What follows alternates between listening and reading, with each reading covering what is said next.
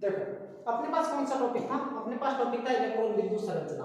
परंतु इलेक्ट्रॉन बिंदु संरचना करने से पहले आपको इलेक्ट्रॉन बढ़ते कैसे होते हैं, इलेक्ट्रॉन मतलब जब कोश में इलेक्ट्रॉन बढ़ते हैं तब कैसे बढ़ते हैं, उसके बारे में थोड़ा सा कंसेप्ट क्लियर कर लेना पड़ेगा। देखो ये क्या होता है, आपके पास क्या होता है कि ये कोई किसी भी पदार्थ का क्या होता है, न्यूक्लियस होता है। न्यूक्लियस बोले तो नाभिक होता है, और नाभिक के बाहर इलेक्ट्रॉन ऐसे क्या होते हैं, इन पथों के अंदर इलेक्ट्रॉन क्या होते हैं, घूमते होते हैं। ये बात आपको किसने बताई थी, आपने पढ़ी थी 9वीं क्लास के अंदर। सबसे पहले डॉल्टन वगैरह, ठीक है ना, उसके बाद में फिर थॉमसन वगैरह, थॉमसन के बाद में रदरफोर्ड और नील्स बोर वगैरह जो पढ़े थे, उनके अंदर ये बातें आपने पढ़ी होगी।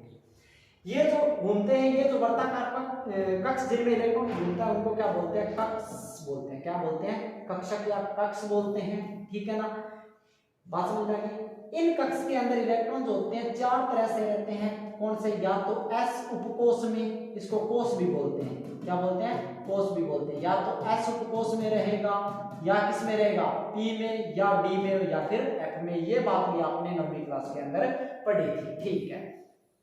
अब देखो एस में कितने इलेक्ट्रॉन आएंगे, 2, पी में कितने, 6, डी में कितने, 10, और एफ में कितने इलेक्ट्रॉन भरे जाएंगे, 14 इलेक्ट्रॉन। इतनी बात समझो एक बार कि मतलब ये कोई ऐसे मान के चलो कि ये कोई पूरी कॉलोनी है, और इस कॉलोनी के अंदर ये अलग अलग घर है जो कितने प्रकार के, 4 प्रकार के घर है। कौन से, एस का घर, पी का घर, डी का घर और एफ का घर।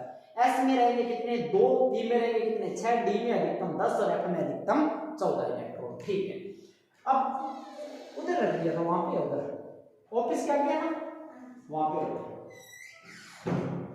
अब इसके बाद में अब देखो, अब इसके अंदर क्या होगा, जैसे ही आप इलेक्ट्रॉन भरोगे, इलेक्ट्रॉन भरने के लिए आपने एक थोड़ा सा ट्रिक यूज कर लेना। ये क्या होता है, जैसे 1s 2s, क्योंकि इलेक्ट्रॉन भरने का क्रम जो है ना वो आपको क्या करना पड़ेगा, बनाना पड़ेगा इलेक्ट्रॉन भरने का क्रम। तो 1s 2s फिर 3s फिर 4s फिर 5s फिर लिखो 6s, ठीक है ना। फिर यहाँ पे 2p, एक एक ऊपर नीचे छोड़ देना, फिर कौन सा 3p, फिर 4p, फिर कौन सा हो जाएगा 5p।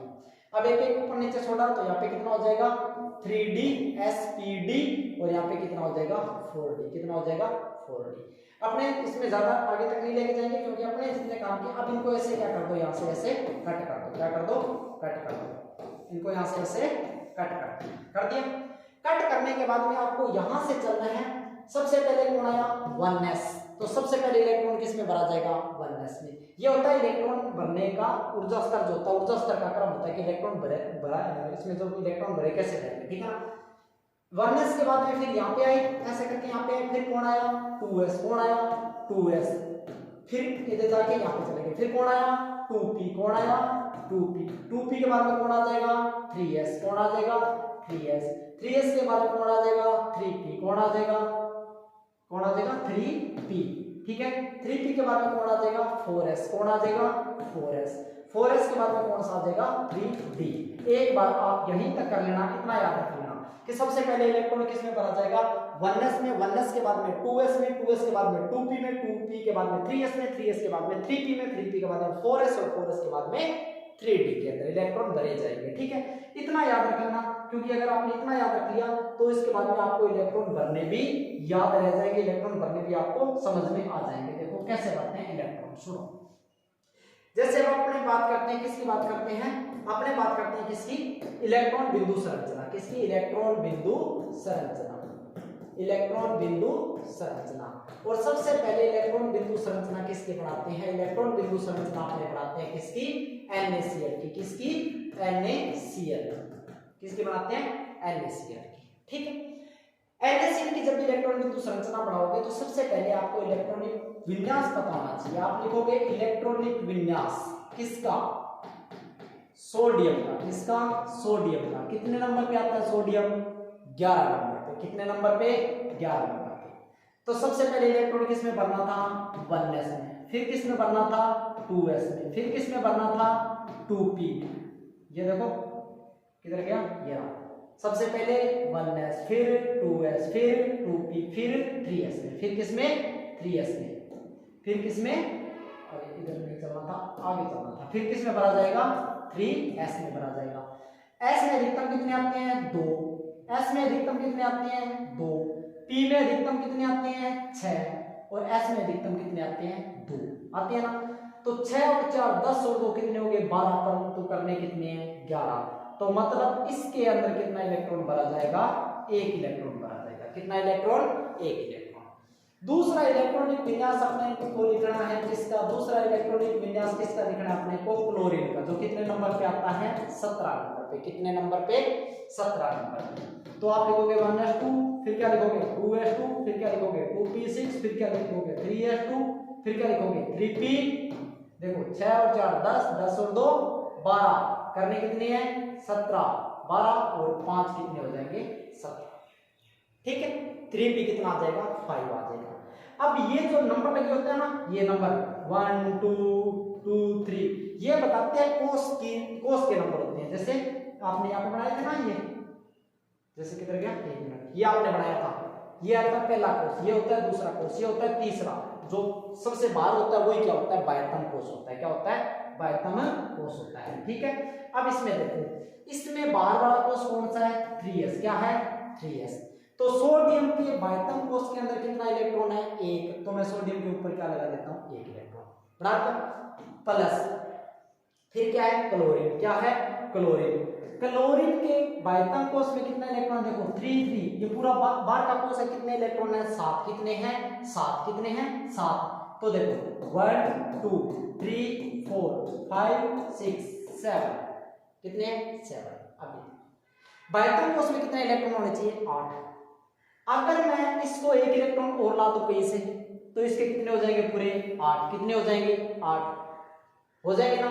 अब इधर देखो, इसमें 1 इलेक्ट्रॉन ही चाहिए, इसमें कितने इलेक्ट्रॉन चाहिए बाहर के 8 करने के लिए, बाहर के 8 करने के लिए 7 इलेक्ट्रॉन और चाहिए। 7 इलेक्ट्रॉन कोई देता नहीं है, तो भाई साहब बोलते हैं कि 1 इलेक्ट्रॉन ले जाओ मेरा।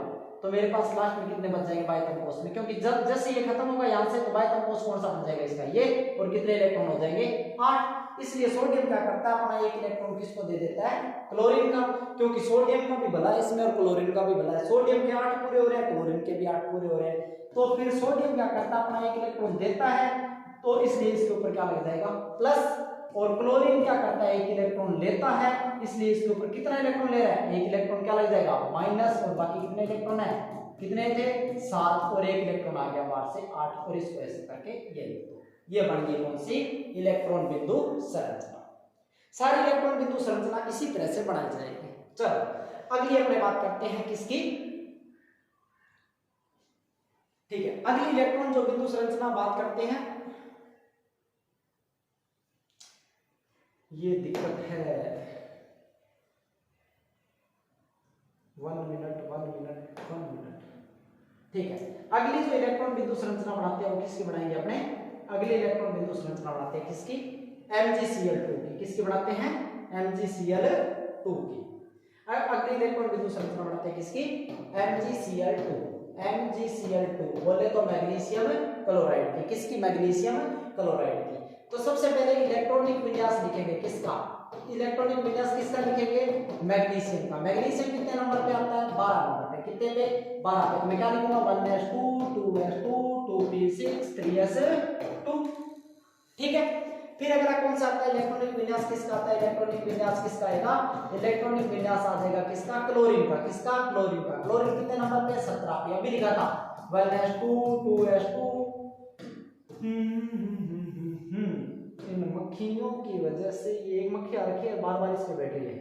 ठीक है 1s2 2s2 2p6 3s2 और 3p5 ये किसका इलेक्ट्रॉनिक विन्यास है क्लोरीन का।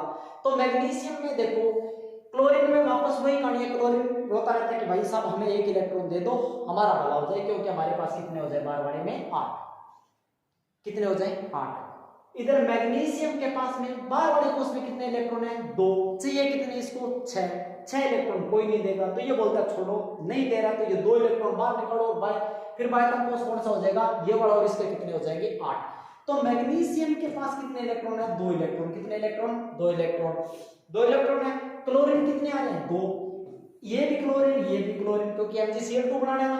ठीक है, इस क्लोरीन के पास कितने इलेक्ट्रॉन 7 इलेक्ट्रॉन। कितने इलेक्ट्रॉन 7 इलेक्ट्रॉन। ये 7 इस क्लोरीन के पास कितने इलेक्ट्रॉन 7 इलेक्ट्रॉन, ये है 7। ठीक है, तो मैग्नीशियम क्या करता है अपना 1 इलेक्ट्रॉन इसको दे देता है, 1 इलेक्ट्रॉन इसको दे देते हैं। बात समझ में आ गई। जैसे ये लेगा तो Mg किस में बदल जाएगा, कितने इलेक्ट्रॉन ठीक है। और क्लोरीन, देखो क्लोरीन के पास कितने इलेक्ट्रॉन थे? 7, 1 2 3 4 5 6 7। एक इलेक्ट्रॉन बाहर से आया, बाहर से आया तो कितना माइनस, एक माइनस। और सेम क्लोरीन है कितने? 2। कितने हैं? 2। तो ये बन जाएगी किसकी, किसकी संरचना? मैग्नीशियम क्लोराइड की। किसकी? मैग्नीशियम क्लोराइड की, ठीक है। अगला चलते हैं, अगली बात करते हैं किसकी? अगला जो आएगा वो कौन सा आ जाएगा? अगला आ जाएगा ZnO की इलेक्ट्रॉन संरचना बनाना। किसकी? जिंक ऑक्साइड की इलेक्ट्रॉन बिंदु संरचना। इलेक्ट्रॉन बिंदु संरचना, ठीक है ना? इलेक्ट्रॉन बिंदु संरचना ZnO की। तो सबसे पहले इलेक्ट्रॉनिक विन्यास किसका लिखोगे? इलेक्ट्रॉनिक विन्यास किसका लिखोगे? किसका? ये भगवान, सबसे पहले इलेक्ट्रॉनिक विन्यास किसका लिखोगे? जिंक का। जिंक कितने नंबर पे आता है? 30 नंबर पे। चलो तो 30 नंबर पे आता है, तो इधर देखो सबसे पहले इलेक्ट्रॉन किसमें भरा जाएगा? 1s, फिर 2s, फिर 2p, फिर 3s, फिर 3p, फिर 4s और फिर 3d के अंदर, ठीक है ना? तो देखो 1s2, 2s2, 2p6, 3s2, 3p6, 4s2 और 3d10। देखना होगे 10, 6 और 4 10, 6 और 4 10 और 10 30, पूरे कितने हो गए? 30। फिर इलेक्ट्रॉनिक विन्यास किसका लिखोगे? इलेक्ट्रॉनिक विन्यास किसका लिखोगे? ऑक्सीजन का। ऑक्सीजन कितने नंबर पे? 8 नंबर पे। तो क्या आता है? 1s2, 2s2, 2p4। तो इधर देखो जिंक के बाइटम कोष में जिंक का बाहर वाला कोष कौन सा है? ये वाला 4 नंबर। कितने इलेक्ट्रॉन है? 2 इलेक्ट्रॉन। कितने इलेक्ट्रॉन है? 2 इलेक्ट्रॉन। और ऑक्सीजन के पास बाहर वाले कोष में कितने इलेक्ट्रॉन है? कितने? 6। 1 2 3 4 5 6। तो इसको कितने चाहिए? 2। तो एक इलेक्ट्रॉन यहाँ पर आ जाएगा और ये इलेक्ट्रॉन यहाँ पर आ जाएगा। बात समझ में आ गई? क्योंकि ऐसा करने से इसका कोष पूरा हो जाएगा, ठीक है ना? ऑक्सीजन के कितने हो गए? 8 हो जाएंगे और जिंक के भी कितने रह जाएंगे? फिर कौन सा रह जाएगा? बाहर वाला कोष कौन सा हो जाएगा? डी। और डी तो पूरा भरा हुआ है, ठीक है ना? तो जिंक ऑक्सीजन के साथ में जिंक कितना हो जाएगा? 2 प्लस कितने इलेक्ट्रॉन दे रहे हैं? 2। और कौन सा हो जाएगा? ऑक्सीजन कितने इलेक्ट्रॉन थे? 1 2 3 4 5 6। 2 इलेक्ट्रॉन बाहर से आएंगे 7 8 और कितना माइनस? 2 माइनस। अगर सेम जब 2 थे तो मैंने यहाँ पे 2 लगाया था। अब एक पे 2 इलेक्ट्रॉन आ रहे हैं तो 2 माइनस यहाँ लगाऊंगा। ये थी सारी की सारी कौन सी? इलेक्ट्रॉन बिंदु संरचना। और जो बची हुई है उनको आप ट्राई करना, ठीक है ना? बढ़ जाएगी, इतनी ज्यादा नहीं है, कुछ नहीं है, बस इलेक्ट्रॉनिक विन्यास लिखना है और जो इलेक्ट्रॉन ले रहे हैं, जो इलेक्ट्रॉन आ रहे हैं पास उनको डॉट करके लिख लेना। जो इलेक्ट्रॉन इसके पास खुद के हैं वो क्या कर लेना? क्रॉस से कर लेना। ये थी इलेक्ट्रॉन बिंदु संरचना।